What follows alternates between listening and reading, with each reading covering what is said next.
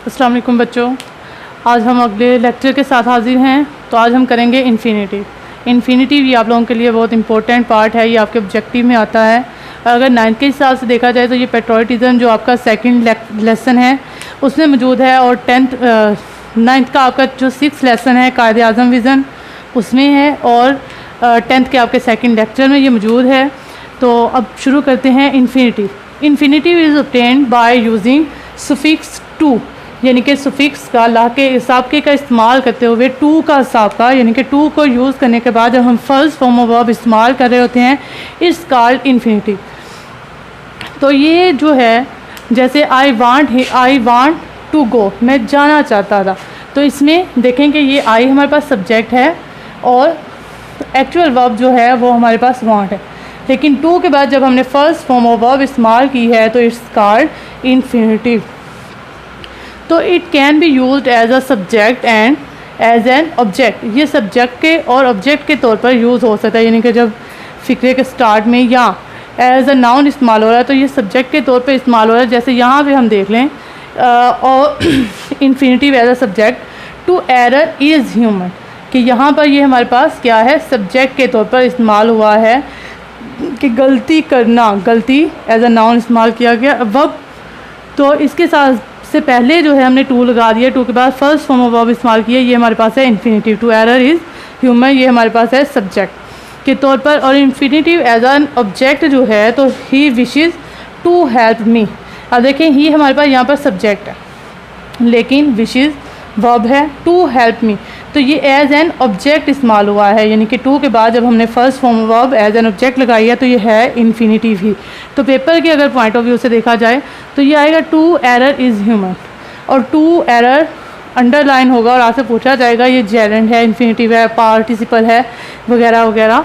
तो आप लोग बताएंगे कि ये क्या है, ये इन्फिनिटिव है क्योंकि टू के बाद फर्स्ट फॉर्म ऑफ वर्ब इस्तेमाल हो रही है, लेकिन चूँकि ये वर्ब है ये तो आगे हम देखते हैं कि हमने ये भी देखा है कि it may be a single word, यहाँ पर तो सिंगल वर्ड है लेकिन ग्रुप वर्ड भी इस्तेमाल हो सकता है।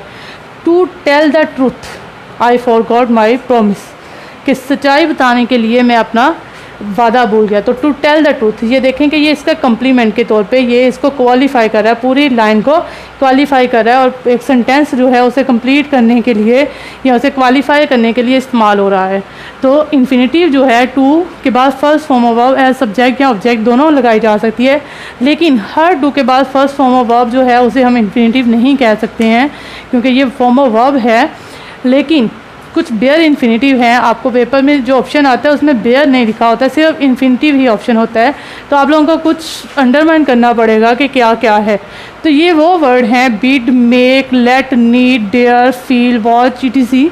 ये वो वर्ड हैं जिनके बाद हम बेयर इन्फिनिटिव इस्तेमाल करते हैं, यानी कि ये वर्ड लग जाएँ तो उसके बाद हमने टू नहीं लगाना है, सिर्फ फर्स्ट फॉर्म ऑफ वर्ब लगानी है।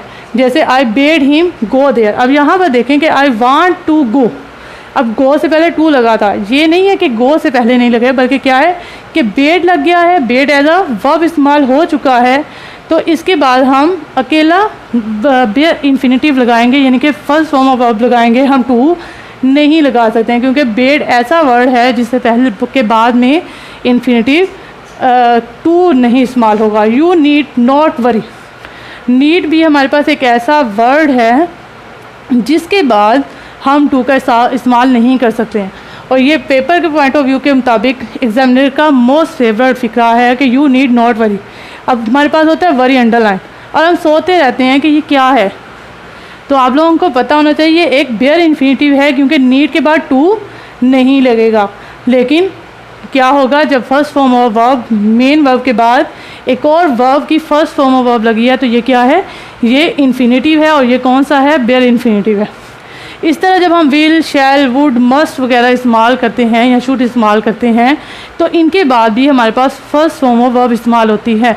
हम future simple indefinite, future indefinite देख लें तो उसमें भी हमारे पास क्या होता है, आई विल हेल्प यू, तो यहाँ पर बेसिकली हेल्प जो है ये क्या है, ये इन्फिनिटिव है क्योंकि विल हमारे पास मेन वर्ब लग चुका है।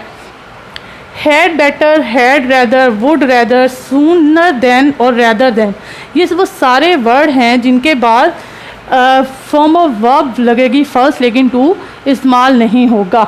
ये आप लोगों को यूज़ ऑफ वर्ब में भी आ सकता है और आप लोगों को ग्रामर के पोर्शन में भी।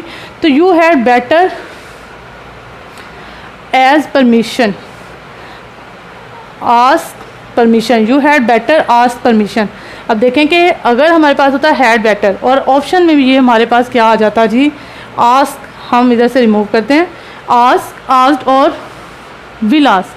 अब विल आस्क तो नहीं लगेगा क्योंकि हैड है, और आप बेसिकली सोचते हैं कि हैड है तो थर्ड फॉर्म ऑफ वर्ब लगेगी, लेकिन नहीं, हैड बेटर जो है इसके बाद हमारे पास क्या होगा, फर्स्ट फॉर्म ऑफ वर्ब होगी और जो कि होती है इन्फिनिटिव। बेयर इन्फिनिटिव होती है, लेकिन हमारे पास चूँकि मैंने बताया बेयर का ऑप्शन नहीं होता, इन्फिनिटिव का होता है, तो हमने इधर क्या लगाएंगे, आस्क। ये इन्फिनिटिव और यूज़ ऑफ वर्ब दोनों में आ सकता है। I would rather die than suffer, so मैं इतनी तकलीफ़ बर्दाश्त करने की बजाय मरना पसंद करता था।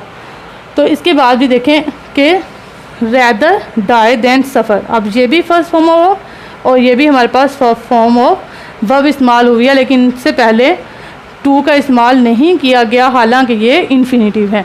तो इन्फिनिटिव क्या है कि first form of verb, main verb के बाद जब हम एक और वर्ब इस्तेमाल कर रहे होते हैं, या तो टू का इस्तेमाल करके फ़र्स्ट फॉर्म ऑफ वर्ब या simply first form of verb लगा रहे होते हैं, तो इट्स कॉल्ड इन्फिनिटिव।